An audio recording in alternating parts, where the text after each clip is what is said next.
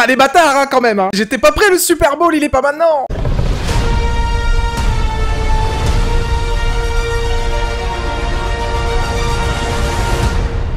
Bonjour à toutes et à tous, c'est Valou et bienvenue pour cette toute nouvelle vidéo, la toute dernière vidéo réaction de la chaîne. Je l'avais promis sur le trailer de Jurassic World Dominion et c'est normal, on a même sorti le t-shirt de prédilection parce qu'à un moment donné, je ne vais pas vous le cacher, quand j'ai vu que le trailer sortait aujourd'hui, je me suis dit deux choses. Je me suis dit frère, parce qu'il faut reconnaître que je m'appelle régulièrement frère, c'est pour essayer de lutter contre ma morne et triste solitude. Je me suis dit, il serait peut-être quand même l'heure que tu fasses le dernier trailer de ta chaîne, puisqu'effectivement, ça va boucler une boucle. Pourquoi? Puisque, avec le revirement de situation de ma chaîne à l'heure actuelle, vous connaissez évidemment mon amour pour la saga Jurassic World, je me devais de faire ma dernière réaction sur ce sujet, tout comme la dernière critique de film à chaud sera la critique de Jurassic World Dominion. Après, il n'y en aura plus, il y aura plus que des vidéos bossées comme on fait actuellement. Je remercie d'ailleurs tous les gens qui m'ont prévenu, parce que limite vraiment des centaines, ce serait pas trop je pense, ce serait vraiment pas faire son marseillais. J'ai eu énormément de messages disant putain Val, le trailer il est sorti, qu'est-ce que tu fais? C'est limite si je me suis pas demandé à un moment donné si c'est moi qui devais pas sortir le trailer sur ma chaîne, tu vois, on en est là vraiment sur mon fanatisme de la saga. Donc oui évidemment c'était hyper intéressant pour moi de vous produire cette vidéo, et puis c'est la fin d'un cycle pour ma chaîne, mais c'est aussi la fin d'un cycle pour l'ère Jurassic Park, l'ère Jurassic World. C'est le seul trailer que je regarderai d'une fin de chapitre, puisque a priori selon les dires de Colin Trevorrow, c'est censé être le film qui va clôturer cette saga Jurassic Park. Je l'attends évidemment avec impatience. Je trouve d'ailleurs que la saga Jurassic World est injustement, très injustement mésestimée, critiquée et un petit peu conspuée, notamment scénaristiquement, alors que je trouve que c'est hyper intelligent et surtout très riche. Et ça, petite anecdote, je pense très largement qu'on y reviendra en fin d'année, puisque normalement, si le film sort au mois de juin, il devrait sortir en Blu-ray aux alentours de peut-être novembre-décembre. Ça me donnera l'opportunité de faire une immense vidéo rétrospective sur toute la saga Jurassic World, donc sur les 3 derniers films, pour expliquer pourquoi dans l'ère du temps d'aujourd'hui, à l'heure des reboots, des remakes, etc. et des suites à outrance, ça a été vraiment une vraie réussite. On va pas perdre trop de temps, on va regarder ce trailer et après on analysera ça et on débriefera tout le trailer en détail. C'est ma dernière, ça me fait plaisir, je suis comme un gosse. Let's go. Je suis tellement pas prêt, c'est une horreur. Parasaurolophus! Le gars il va vous sortir tous les dinosaures d'un coup. Allez, western, direct. John, on t'embrasse. Ouais, tu sens la fin de saga déjà. Forcément, tu ramènes à John Hammond. L'univers hivernal, ce sera très intéressant à voir, c'est du jamais vu. Baby Blue, acte 2, yes. Ah, je suis déjà sur hype, c'est vraiment le gosse qui parle là. S'il la trouve, on la reverra jamais, on doit la protéger, c'est notre rôle. Toujours probablement recherché, Blue, ouais. Ah mais ça va donner des taux de mignonnerie de l'enfer. Le prologue. Yes, yes, sir. Yes, sir, yes, double sir, yes, sir. Mais oui, mademoiselle. Oh, la VF originale. Putain. La classe du bonhomme, je suis désolé, samedi, leur bebard. Merci. Les plans sont beaux, Trevorrow, ouais. Mon Jeff Goldblum, ça. Putain.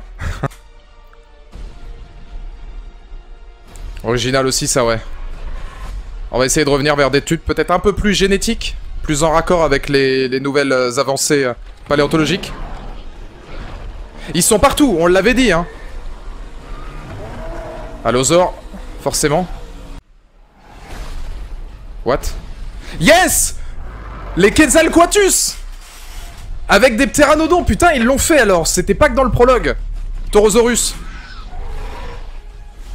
On n'a pas encore vu beaucoup. Au moment où je dis on n'a pas vu beaucoup de...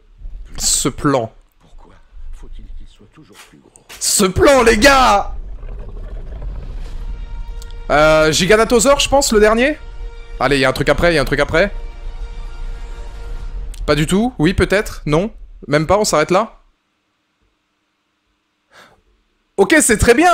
Soyons honnêtes, le moment où je dis pour l'instant on n'a pas vu beaucoup d'animatronics, me caler le retour du Dilophosaure en animatronics.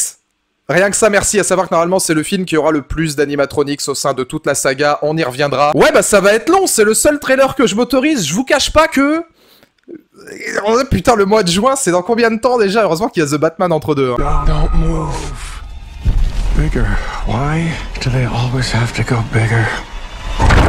Place maintenant donc à l'analyse Jurassic World Dominion, toujours réalisé par Colin Trevorrow, le grand retour évidemment de Jeff Goldblum, Laura Dern, Sam Neill entre autres. Et si vous vous posez la question, tiens c'est marrant, la coupe de cheveux a changé, il a plus de cernes qu'avant, c'est normal, entre la réaction d'il y a 15 secondes et ce que je vous propose là maintenant, il y a eu un jour d'écart. Pourquoi? Parce qu'évidemment je voulais faire la meilleure analyse possible, donc je voulais pas faire une analyse spontanée à chaud, j'ai regardé plusieurs fois le trailer pour vous donner quelque chose à manger. Les cernes sont donc forcément témoins d'une nuit de recherche en tout genre pour vous concocter la meilleure chose possible, vous connaissez mon style. Et c'est pourquoi je vais essayer d'établir cette analyse autour de 2 points bien particuliers. Le premier qui sera centralisé sur le scénario et ce que le film tend à nous proposer, et notamment les raccords avec les anciens films de la franchise bien sûr, et le deuxième point reviendra beaucoup plus sur la réunion des acteurs, crainte ou non d'avoir peut-être un Avengers rassemblement côté Jurassic World, parce que c'est aussi légitime de se poser la question, et évidemment tout un pan autour de la réalisation et ce que nous proposera peut-être Colin Trevorrow. Et la première chose sur laquelle j'ai envie de revenir dans ce trailer, c'est pour contrecarrer un petit peu beaucoup de critiques que j'ai vues à la suite de celui-ci, comme quoi il partait dans tous les sens. Qu'est-ce que finalement ce film va essayer de démontrer en emmenant de nouvelles espèces de dinosaures et en mettant dans le monde entier? Et là-dessus, finalement, la réponse, elle est relativement simple, et elle se trouve même pas dans le trailer, elle se trouve dans Jurassic World Fallen Kingdom. Et là, je ne parle pas d'apprécier ou non les thématiques du film, mais avec un peu d'objectivité, il suffit de le regarder pour comprendre, dans le sens où toute la thématique, finalement, qui nous est proposée, je trouve, dans ce trailer, sur une catastrophe écologique, c'est un mot, on y reviendra, que j'ai beaucoup apprécié, se veut tout à fait compréhensible par tout ce qui a été dit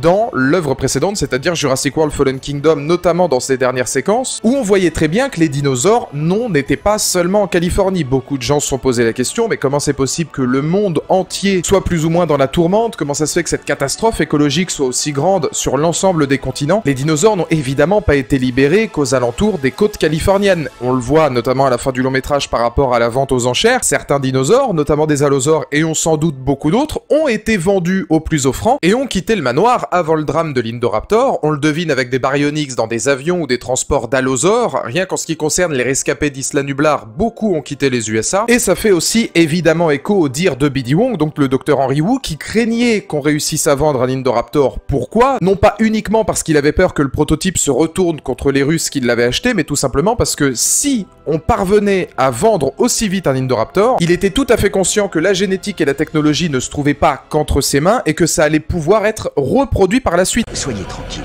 nous en produirons d'autres.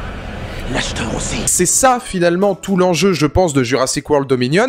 On n'a pas fait que libérer certaines espèces d'Isla Nublar. On a aussi eu, je pense, la mesure d'en créer de nouvelles sur l'ensemble du globe avec des avancées technologiques, notamment avec tous les embryons qu'on pouvait voir lors d'une des séquences de fin de Jurassic World Fallen Kingdom où il y en a plein et on se doute que ça a dû aller dans moult pays différents. Oui, effectivement, je pense que ça c'est important à signaler. Et cette thématique-là est hyper intéressante dans Jurassic World Dominion parce qu'elle va nous montrer de nouvelles espèces de dinosaures. On sent qu'on veut aller beaucoup plus loin. Là, on va vraiment rentrer dans l'analyse du trailer avec notamment les Pyroraptors. Le fait de mettre des dinosaures à plumes, c'est un clin d'œil plutôt sympa aussi à toutes les nouvelles avancées paléontologiques et scientifiques, notamment sur différentes espèces de dinosaures, etc. Ils avaient déjà essayé de le faire avec les raptors dans Jurassic Park 3, avec un plumage particulièrement ocre rouge vif. Effectivement, ça tient son nom du Pyroraptor qui est en train de pourchasser Owen. On a aussi les Atrociraptors qui sont des tueurs beaucoup plus sanguinaires que les autres espèces de raptors et continuent également de chasser en meute, mais là où les autres chassent en meute, eux c'est vraiment des trackers. Bon, je vous avoue que la réalisation est terne, la course-poursuite en moto façon blockbuster, c'est vraiment pas ce qui me passionne le plus, surtout vu le design des dinosaures, mais tout ça pour dire que ces raptors-là sont des raptors qui sont à Malte. On voit aussi d'ailleurs que les allosaures sont à Malte, notamment lors d'une séquence que j'ai trouvé très bien ficelée, ou plutôt un plan de Pratt à moto sur une esplanade voyant un Carnotaur et un allosaure au milieu des civils. Je trouve que c'est très symbolique d'une nature reprenant ses droits et de la panique que l'homme a créée. On peut aussi par exemple imaginer une exposition de dinosaures par de riches acheteurs s'étant échappés, et c'est ça, je trouve, tout le propos extrêmement pertinent de Jurassic World Dominion. Ça revient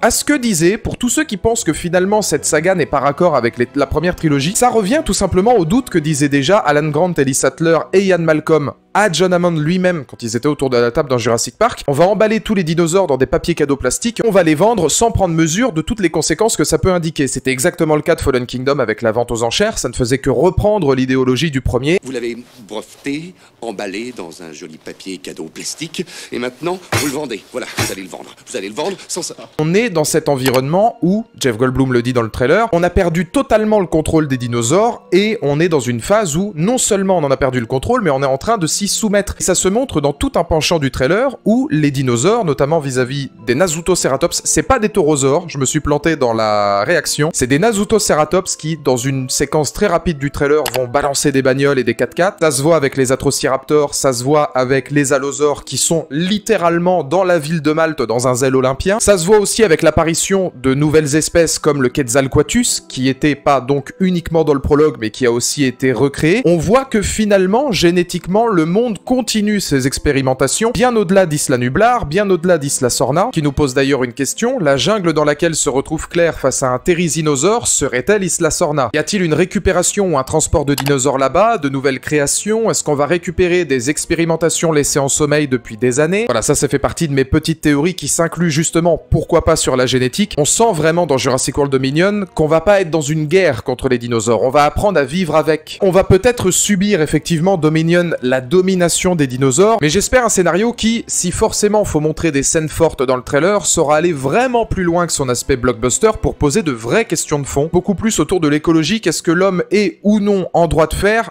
Que faire de ces dinosaures-là? Est-ce qu'on va devoir les protéger? Ça aussi, ça a l'air d'être montré dans le trailer, notamment vis-à-vis de certaines séquences avec Owen Grady et Claire Dearing, donc évidemment Chris Pratt et Bryce Dallas Howard, où j'ai l'impression qu'ils sont plus ou moins dans une continuité de récupérer les dinosaures qui se sont échappés notamment de la Californie, et pourquoi pas de les récupérer pour les emmener dans un havre de paix. C'était l'une des théories que je pouvais avoir, notamment vis-à-vis de ce plan, où on a vraiment l'impression de voir soit un sanctuaire, soit tout un complexe, qui serait possiblement soit un sanctuaire où on veut justement mettre ces dinosaures un petit peu comme c'était le rêve de Benjamin Lockwood dans Fallen Kingdom, ou alors peut-être quelque part que c'est simplement un complexe où on continue de créer de nouvelles espèces, ce qui va m'amener justement à l'une des deuxièmes théories que j'aimerais aborder, notamment par le brushing saillant de B.D. Wong. Par ce simple plan, on peut presque juger la désacralisation d'un homme, tout simplement parce qu'effectivement, il ne paraît plus que l'ombre de lui-même. B.D. Wong paraît extrêmement fatigué, etc. Ça peut s'expliquer potentiellement par une déchéance du bonhomme, en tout cas je l'explique comme ça, parce que ses tentatives ont échoué, que les hommes qui bossaient avec lui l'ont lâché après ses dérives de savant fou comme l'Indominus ou l'Indoraptor, ou peut-être même parce que Henry Wu appartient à InGen, et que normalement dans Jurassic World Dominion, on va avoir la firme concurrente qui s'appelle Biosyn, qui devrait entrer en jeu avec notamment Dodson, qu'on voyait très bien, donc Dodson qui était le personnage du premier Jurassic Park qui est censé revenir. On aura peut-être cette dualité entre InGen et Biosyn, ou peut-être tout simplement Biosyn sur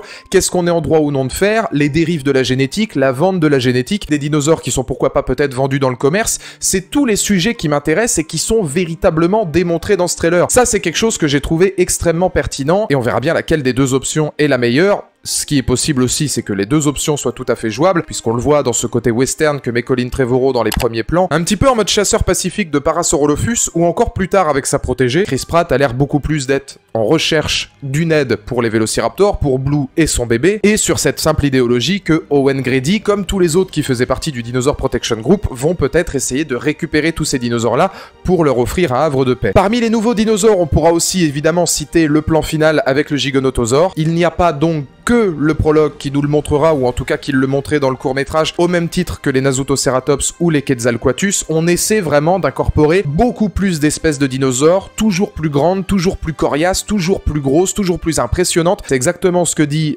Jeff Goldblum à la fin. Ça aussi, ça montre finalement les dérives qui étaient déjà le cas dans le premier Jurassic World avec l'Indominus Rex. On essaie toujours et encore et encore et encore de faire toujours plus gros, toujours plus impressionnant, que ce soit pour de la vente, que ce soit pour du business, que ce soit pour de l'armement. On n'apprend pas de nos erreurs, et c'est pour moi toute l'essence en fait de cette nouvelle saga Jurassic World. C'est pour ça que je la trouve extrêmement pertinente. D'ailleurs, on remarquera que le T-Rex n'est présent que lors d'un plan du prologue, et connaissant le mystère autour de son importance, je pense qu'on aura vraiment droit à la revanche du prologue, mais dans le présent face au Giganotosaure, pour montrer une nouvelle fois que l'ancien prime sur le nouveau, critique du blockbuster déjà étudié dans Jurassic World. Maintenant, il y a aussi tout le côté réalisation.